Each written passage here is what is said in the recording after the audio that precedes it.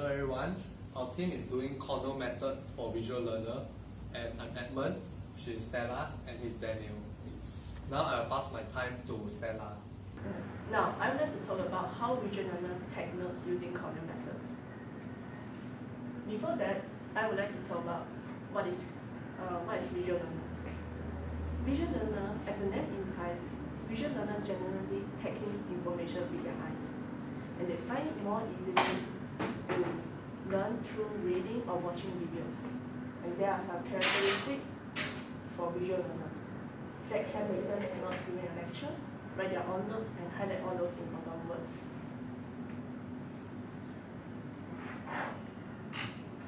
Next, what is Cornell methods? Cornell methods provide a systematic format to enable us to organize our notes without laborious recopying.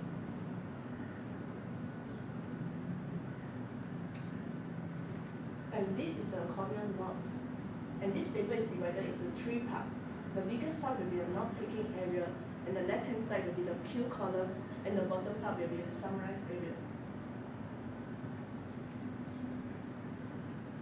Now, let's go back to the question that I mentioned earlier. How visual learners take notes using Cornell methods. For the cue columns, visual learner can write down all those potential questions that might come up in their exam.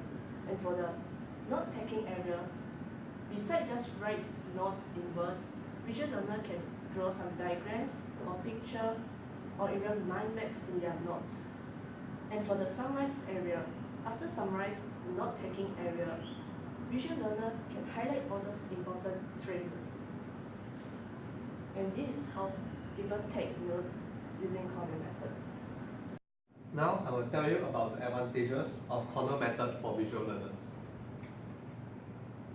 Firstly, Cornell method for visual learner is a neat and organized, and it's also appealing for the eyes because of the organized and how well it's presented to its audience.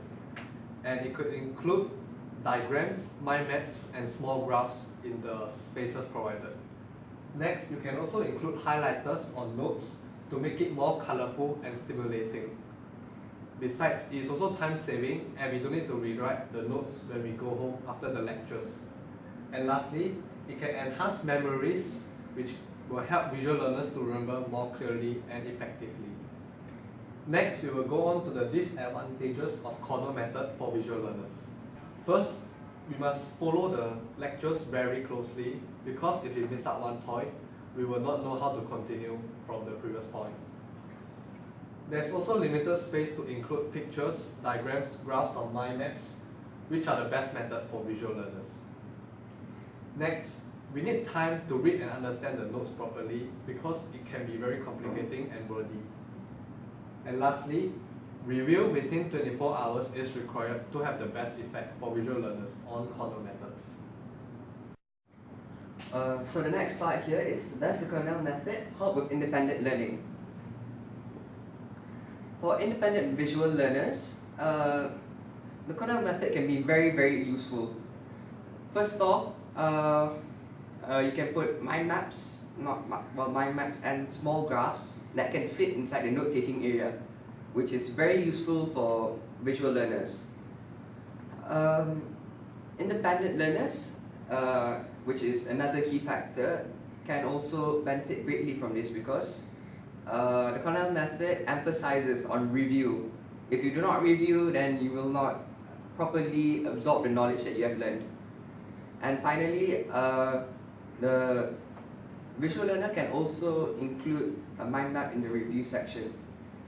Alright, so in conclusion, it may not be as effective as visual mapping, graph drawing, or anything for the visual learner, such as if you just focus on this specifically, the visual learner can be more effective if they do this. But for the Cornell method, it helps them to integrate both the independent learning strategy as well as the visual learning strategy. And as such, I think it's the more efficient method because it's the best of both worlds. Okay, so here are the references that we used for this presentation, where we got all our sources and information from. Thank you for listening.